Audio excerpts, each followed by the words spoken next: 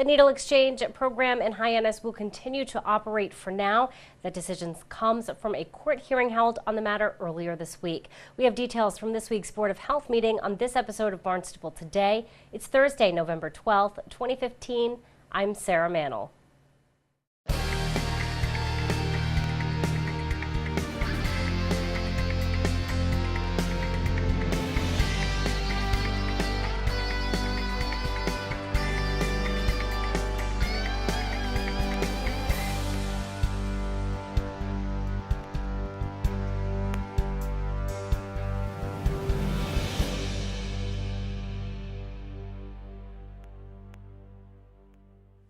The AIDS Support Group of Cape Cod will be able to continue its operation of its needle exchange program in Hyannis for now. After a hearing held in Superior Court Tuesday, the ruling allows the exchange to reopen at least until the next hearing scheduled for November 20th.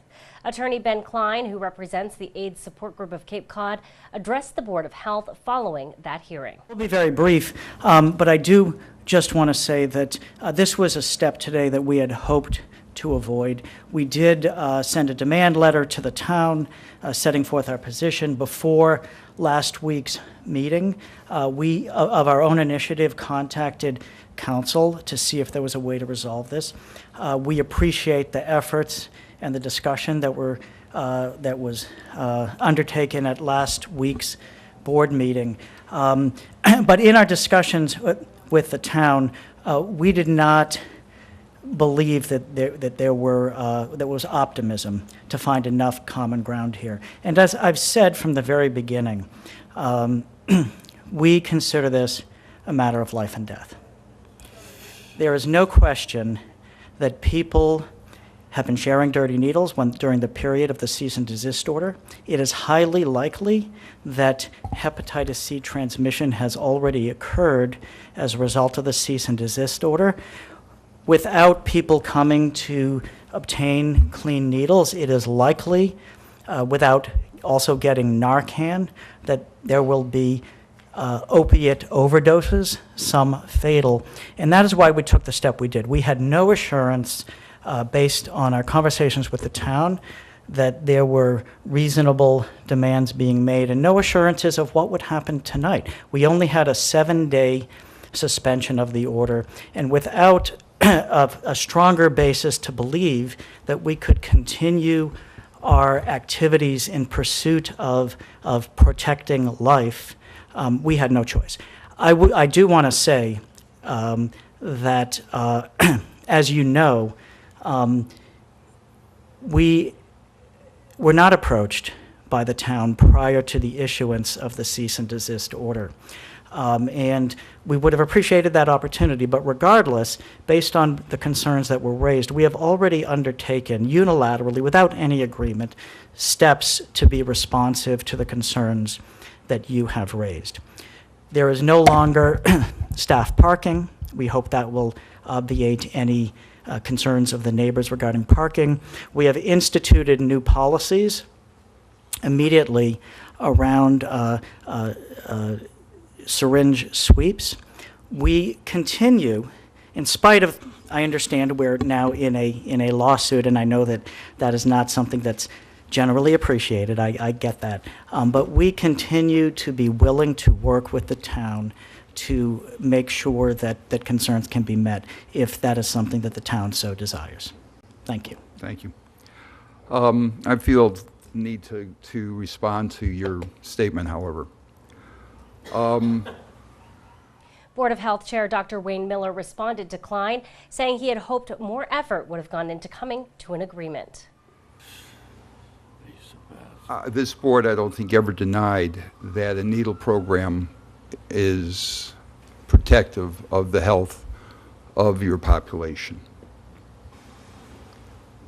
What this board is concerned about, as I stated last week, and remains very seriously concerned about, and has become even more concerned with the information that you presented to us, is the protection of the public health in your non-population, the rest of the residents of Barnstable.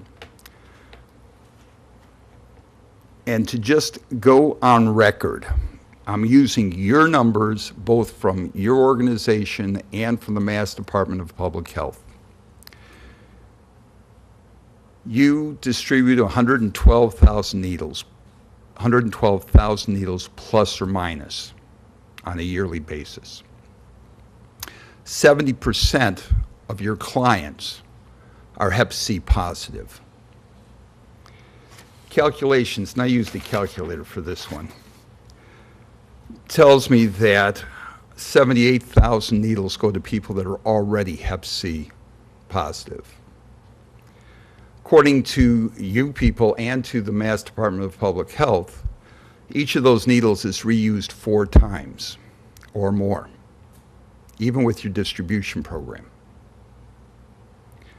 I get that from the thing that you sent out saying that it would be a 5-fold increase if we used non-reusable needles. That makes for 313,000 plus infected reuses of needles in the time of a year. If only 1% of those are used by one of your 30% that are not affected with Hep C, that would make 3,000 plus infected needle uses by unaffected people from the needles you're distributing. If it's only 1 in 1,000 reuses of needles being used by someone who was unaffected from somebody who was affected, it would still be 300 plus reuses of infected needles by uninfected people. Now you tell me you have 200 clients, 30% of those are unaffected. That means of those 60 unaffected clients, even with a 1 in 1,000 reuse by one of those people, you're talking about 5 infected needle uses by an uninfected person from your program. What are you protecting? The one thing that I understand that was requested was to use retractable needles. And one of the biggest arguments was cost, which is significant, no question about it. And 2, the fact that more would be needed.